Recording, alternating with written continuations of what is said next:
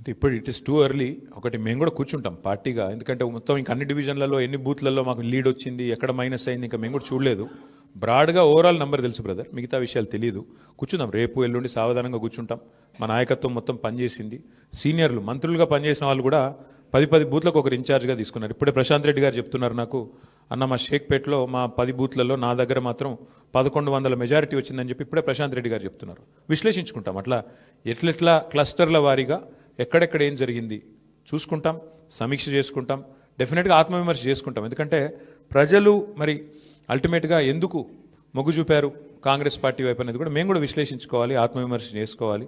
తప్పకుండా ఏదైతే ఉందో మా పోరాటం మాత్రం కొనసాగుతుంది. ప్రజా సమస్యల మీద, ప్రభుత్వం మీద, ప్రజలకిచ్చిన హామీలు నెరవేర్చే అంశంలో మాత్రం డెఫినెట్గా మా పోరాటం కొనసాగుతుంది. మిగతా అన్ని విషయాలు చర్చించడానికి బోలెడ్ టైం ఉంది. తప్పకుండా అన్ని కూడా ఆలోచించి నిర్ణయం తీసుకుంటాం. ఇక అది హైదరాబాద్లో మొదటి నుంచి ఉంది బ్రదర్ అది. కాకపోతే ఒక్కటి మాత్రం మా వాళ్ళు నాయకులందరూ చెప్తుంది ఏంటంటే, దాదాపుగా మనం ఇప్పుడు 48.4% మీద ఓటింగ్ అయిందని చెప్తున్నారు. కానీ వాస్తవంగా చూస్తే 70% ఓటింగ్గా చూసుకోవాలి. ఎందుకంటే చాలా ఓట్లు షిఫ్ట్ అయిన ఓట్లు ఉన్నాయి. కొన్ని అసలు ఓటర్లు పేరుకు లిస్టులో ఉన్నా అక్కడ ఓటర్లు లేరు. కాబట్టి ఒక రకంగా చెప్పాలంటే 65-70% ఓటింగ్ అయినట్టు అనుకోవాలి మనం. కాబట్టి ఓటింగ్ నార్మల్ కంటే పెరిగింది, కానీ ఇంకా పెరిగింటే బాగుండేది అనే భావన ఉంది. ముఖ్యంగా కాలనీల్లో కొంత పెరిగింటే బాగుండేది, జరగలేదు. దానికి కారణాలు పలు రకాలుగా ఉన్నాయి. బట్ చూడాలి, భవిష్యత్తులో అన్న మారుతుందేమో చూడాలి.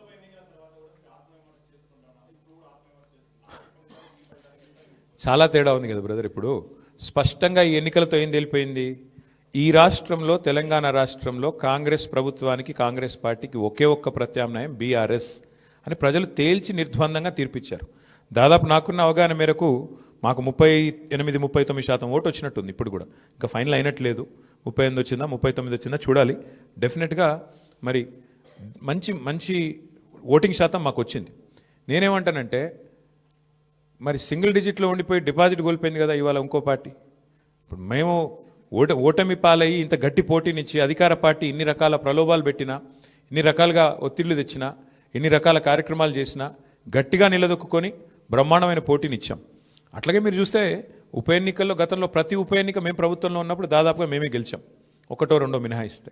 కాబట్టి ఇవన్నీ కూడా జరిగే వ్యవహారాలు. దీన్ని అంత ఇది చేయాల్సిన అవసరం లేదు. పార్లమెంట్ తర్వాత సమీక్ష చేసుకున్నాం. పార్లమెంట్ తర్వాత ఒక్కొక్క నియోజకవర్గం సమీక్ష చేసినాం ఏం జరిగింది అని.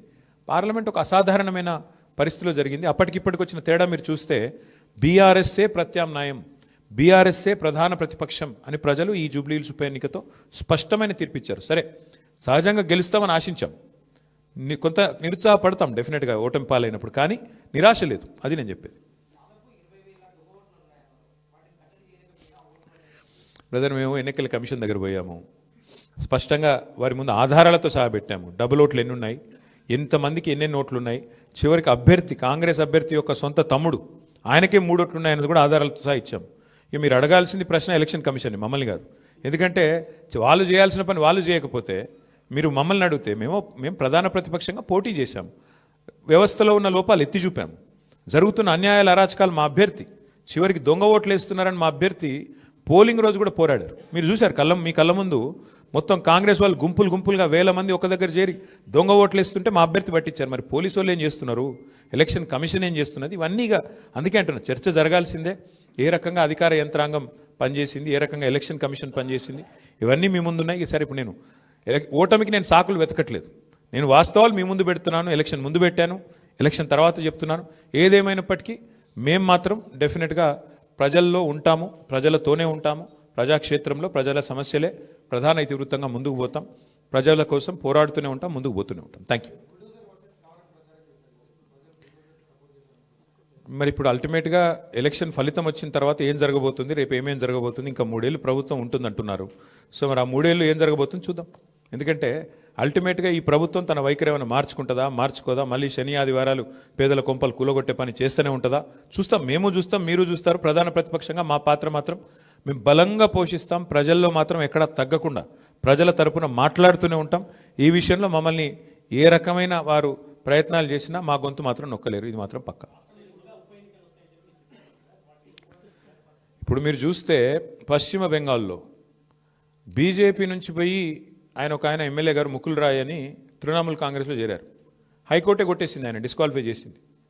మరి పశ్చిమ బెంగాల్లో జరిగింది ఇక్కడ కూడా జరుగుతుందని మేము కూడా ఆశిస్తున్నాం. ఎందుకంటే న్యాయం న్యాయమే కదా. యాంటీ డిఫెక్షన్లా దేశమంతా ఒకటే ఉంది, బెంగాల్కు వేరే లేదు, తెలంగాణకు ఇంకోటి లేదు. కాబట్టి మేము కూడా ఆశిస్తుంది ఏంటంటే ఇక్కడ కూడా 10 ఉప ఎన్నికలు జరుగుతాయని ఆశిస్తున్నాము. అయితే ఇక్కడ గమ్మత్ ఏంటంటే ఒక్క ఉప ఎన్నికకే మరి ఇంత అపసోపాలు పడ్డారు కాంగ్రెస్ వాళ్ళు. మరి 10 ఉప ఎన్నికలు వస్తే వాళ్ళకి ముచ్చెమటలు బట్టి మరి రాహుల్ గాంధీని, ఇంకా ఇందిరాగాంధీని, ఇక సోనియా గాంధీని అందరినీ దించుతారేమో చూడాలి. కాబట్టి మేమైతే ధైర్యంగా లోకల్ బాడీ ఎలక్షన్ వచ్చినా ఉప ఎన్నిక వచ్చినా అన్నీ ఎదుర్కొంటాం. మాకు కొత్త ఏం కాదు, ఇది 2001 నుంచి కొట్లాడుతూనే ఉన్నాం, భవిష్యత్తులో కూడా కొట్లాడతాం. మాకు ఎన్నికలేం కొట్లాడడం కొత్త కాదు, గెలుపులు ఓటములు అన్నీ చూసాం మేము. ఆ స్థితప్రజ్ఞత మాకుంది. మరి కాంగ్రెస్ వాళ్ళు ఒక్క దెబ్బకే, ఒక్క ఉప ఎన్నికకే ముఖ్యమంత్రి కాలికి బల్బం కట్టుకొని వెంకటగిరి బస్తీలలో కూడా తిరిగిండు. మరి 10 ఉప ఎన్నికలు వస్తే మరి ఏం చేస్తారో చూడాలి. Thank you. అవును, ఎవరన్నారు? నీకు పేపర్ లీక్ అయిందా? నేనేమంటా, వస్తే కొట్లాడతాం, ఏమున్నది బ్రదర్ అలా. ఇప్పుడు అల్టిమేట్గా కంటోన్మెంట్ ఉప ఎన్నిక ఒక అసాధారణమైన పరిస్థితిలో జరిగింది. అందులో మాకు 3వ స్థానం వచ్చింది. ఈరోజు మరి ఈ ఎన్నికల్లో మేము గౌరవప్రదంగా మాకు దాదాపు 38-39% ఓటింగ్ వచ్చింది. 38-39% ఓటింగ్ అంటే కూడా తక్కువేం కాదు ప్రతిపక్షంలో. సరే, సహజంగా పోటీ చేసినప్పుడు గెలుస్తామనే కొట్లాడతాం, గెలవమని ఎందుకు అనుకుంటాం? సరే, జరిగింది ఏందో మీరు చూసిండ్రు కదా, ఇప్పుడు మీ మీడియాలోనే చూపెట్టారు, నేను చెప్పుడు కాదు కదా. ఎన్నికల రోజు ఎట్లా విచ్చలవిడిగా ఏమేం చేసిరో మీరు చూసిండ్రు. ఎన్నికల కమిషన్ ఎంత అట్రఫ్లాప్ అయిందో మీరు చూసిండ్రు. ప్రజాస్వామ్యాన్ని ఎట్లా అడ్డంగా తుంగలో దొక్కిరో మీరు చూసిండ్రు. కానీ ఇవేవి మా ఓటమి కారణమని నేను చెప్తలేను, ఇవన్నీ జరిగినాయని చెప్తున్నాను అంతే. ప్లస్ ఒక్కొక్కరికి ఎన్ని ఓట్లు రాయించినారో అది కూడా చూసిండ్రు. కాబట్టి ఇన్ని ఉన్నాయి కాబట్టి నేనేమంటున్నా అంటే దీని మీద చర్చ జరగాలి, భవిష్యత్తులోనే చర్చ జరగాలి. ఏదేమైనప్పటికీ we are thankful to the people of Jubilee Hills, we are certainly thankful to the people of Telangana for continuing to affirm their faith in the leadership of KCR garu. We will fight on public issues, we will fight on all people's issues till such time as KCR garu once again leads the state of Telangana, and we will continue to do our job as the principal opposition. Thank you. Congress మీకు కనబడతానే ఉంది కదా brother. Last 2 days వచ్చి, last 3 days వచ్చి హడావుడి చేసి ఎవరికి సహకరించినా మీకు కనబడతానే ఉంది. ఆర్ఎస్ బ్రదర్స్ బాగానే వర్కౌట్ అయినట్టుంది. ఆర్ఎస్ బ్రదర్స్ యొక్క మంచి సహకార మిత్రమండలి ఏదైతున్నదో బాగానే వర్కౌట్ అయినట్టుంది. మరి చూడాలి, మిగతా విషయాలన్నీ మీరు విశ్లేషించండి. ఇక మీరు ఉన్నారు కదా, మరి రేపు ఎల్లుండి మీరేం రాస్తారు అన్నీ మేమే చెప్తే. Thank you.